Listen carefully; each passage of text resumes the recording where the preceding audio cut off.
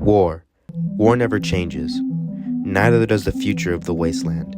In every Bethesda installment, you, the character, the lone wanderer, the sole survivor, are all given massive tasks and missions that you believe are going to drastically change the Wasteland that you live in, either for the good or bad. You are given an idea that you and your cause are going to change the Wasteland for the good of the future. But the thing is, none of it is true. The Wasteland never needed you, and it's never going to change.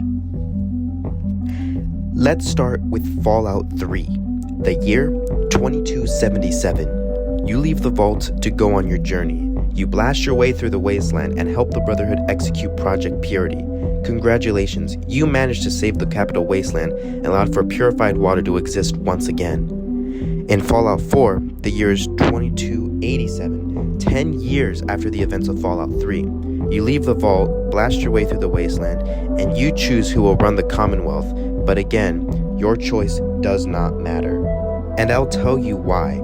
Throughout the entirety of Fallout 4, Project Purity and the capital Wasteland is only ever mentioned by Deacon, stating that the water is drinkable in the capital Wasteland. However, that's the only mention of Fallout 3, which is strange. Washington, D.C. is just south of Boston, being 174 hours away, or 7 days walking distance. And in that 10-year difference, you are telling me that massive amounts of purified water wouldn't have been given to people in nearby cities and locations? You're telling me that radio stations wouldn't have told the story about how there's purified water in the Wasteland again? It's been 10 years and nothing else has come from it? Hell, something this monumental should have been told throughout the Wasteland. It's not something that should be brushed off. Even your choices in Fallout 4 do not matter.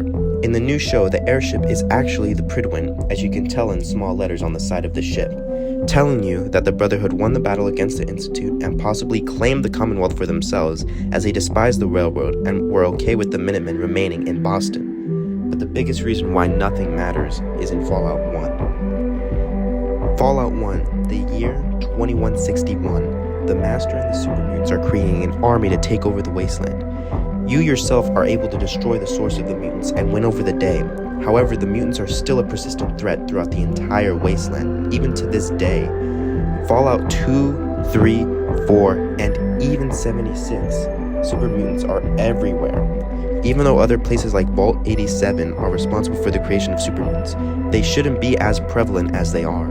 This also means that your fight was meaningless. Sure, you saved the residents of your vault, the vault that eventually casts you out. But in the end, super mutants are a massive threat throughout the entire Wasteland, which brings up the final point: evolution. Evolution. Every game we see how the Wasteland affected every location, but every game, and the show itself, take place more and more in the future.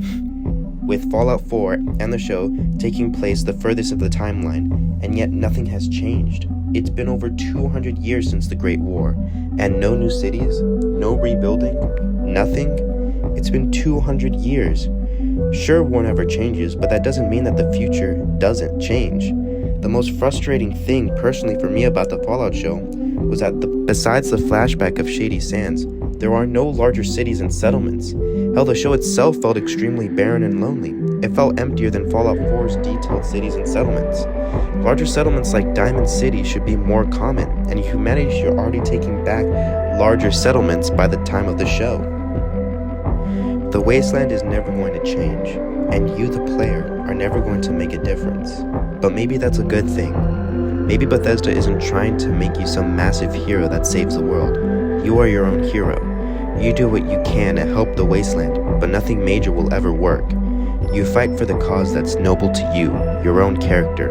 The Wasteland might change in your eyes, but the status quo will always stay the same. But in the end, it's up to you to see how much the Wasteland will change you.